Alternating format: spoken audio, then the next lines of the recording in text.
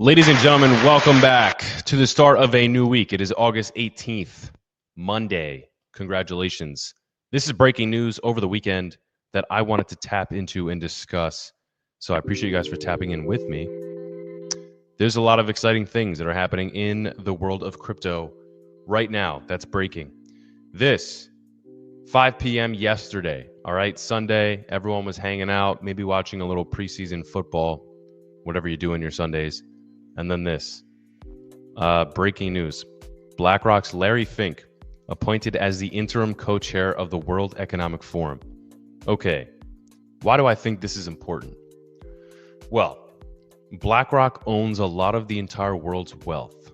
Larry Fink is arguably one of the most powerful men in the world. All right, over $11 trillion of assets under management BlackRock controls. He's been involved with the WEF before. The WEF as a whole, personally, I think is one of the worst organizations, in our modern times here. And, why was this even happening in the first place? Well, let's look. Well, Klaus Schwab, okay? Klaus Schwab was being looked into for a long time. The WEF clears founder of wrongdoing, of course. We're going to let him go scot-free. Appoints interim co-chairs. Who are the two co-chairs?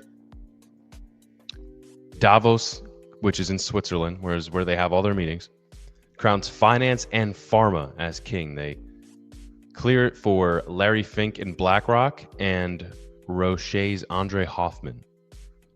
This person says power didn't change, it concentrated. This is from Cointelegraph, guys. The first comment, Larry Fink co-chairing the WEF is just making official what's already been true for years. The asset manager is now the policymaker. That's why I'm asking, guys, are we in trouble here? Obviously, Larry Fink is extremely bullish. He's big into Bitcoin. He's big into crypto, but these guys are true market makers and they can truly change the game. If you want to stay on topic, one of the chairmen of the World Economic Forum, I don't know if he still is, but George Soros, I believe he might have stepped down soon, single-handedly in the past crashed the British pound. These guys have a lot of power and influence. So it's very interesting. All right. I'm not a big fan of this.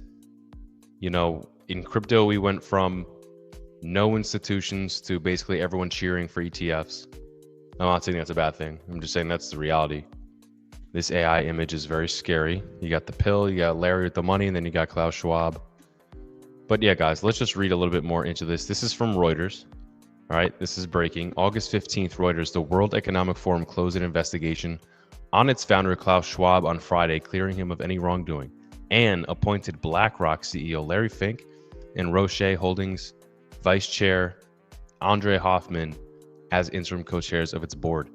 The Geneva-based organization had launched an investigation in April into 87-year-old Schwab, wow, he's pretty old, following a whistleblower letter alleging misconduct. Yeah.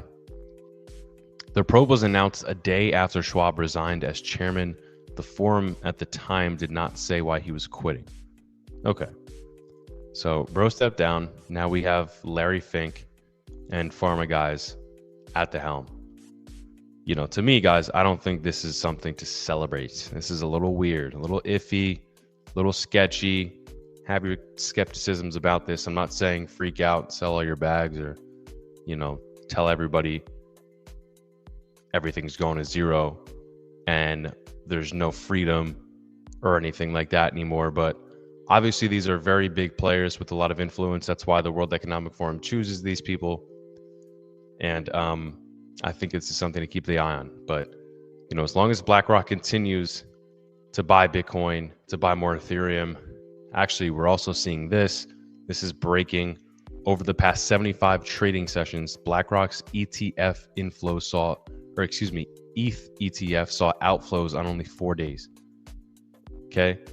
So all of those days, 75 days of trading sessions, only 4 days saw outflows. This was the best performing month or quarter for Ethereum in history. ETH right now is heating up. Alt season is around the corner. That's what everyone's talking about. And honestly, it's hard to deny. It really is. And I hate to be annoying But let's look at this. Cardano has kind of been leading. Over the past week, the past month, only 10%, but I know last week on red days for most of the top coins, ADA was still up. Chainlink is going to be doing great. I mean, these are all things to keep an eye on, but right now we're a little bit down. We saw a backdrop, you know, Bitcoin reached an all-time high briefly, popped back down to 115. Ethereum got over 47, 48, I believe, back down to 43. Let's see in the past week. Yeah, so right about 4,800. And I mean, look at this, guys. We are just at it.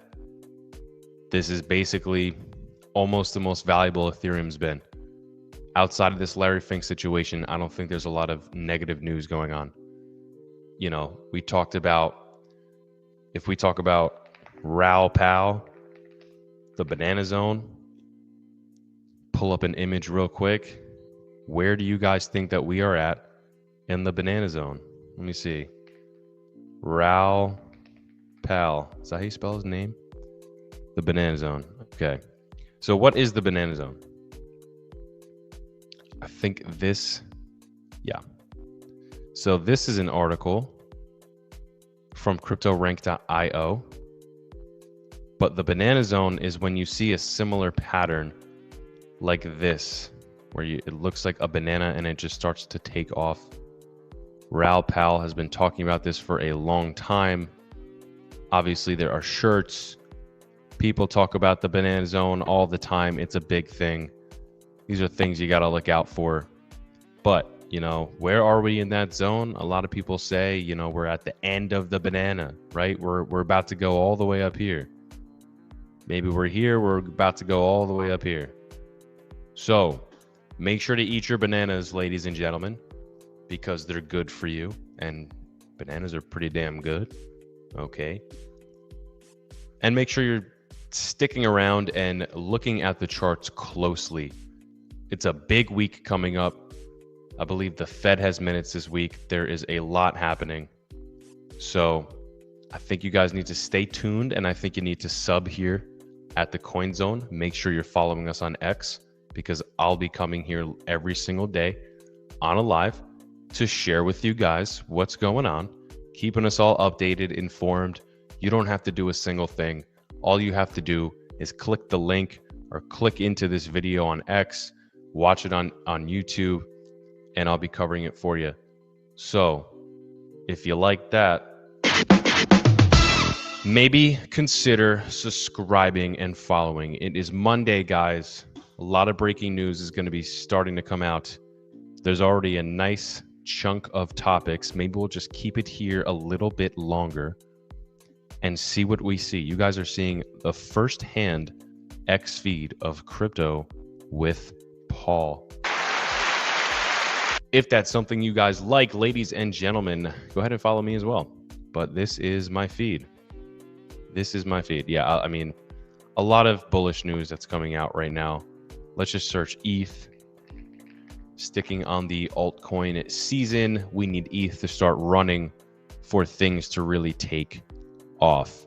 Yeah, breaking. Tom Lee, this is an hour ago from Ash Crypto. Tom Lee's Bitmine immersion just bought 1.62 billion worth of Ethereum. I mean, I'm not surprised. Tom Lee is really going for it. An hour ago, Ethereum just confirmed the move. Phase D is locked. The accumulation is complete. According to Wyckoff, we're entering markup mode. Targets 6,000 ETH, written in bold. So let's take a look at this chart. Okay, here we are. We can anticipate an upward move. Interesting. Okay, so if we think that ETH could go from where it's at around here, 43-ish, 42-ish, whatever, back to 6,400, it looks like. I mean, that is a little conservative according to some people's estimates. Say ETH is going to reach 10K. I've seen people say 20K. I don't believe that's going to happen this time around. However, yeah, man, this is what's going on, guys. Whales are continuing to buy ETH. You know, the president's son is saying buy the dip. There's a lot going on. A lot going on. So stick around here, guys. This is The Coin Zone. I'm Crypto with Paul. I'll be streaming all day here. Benjamin, I appreciate you reposting the stream. You are goated, brother. Thank you for tapping in. I'll see you guys again shortly for another live. So don't go anywhere. I'll see you soon. Take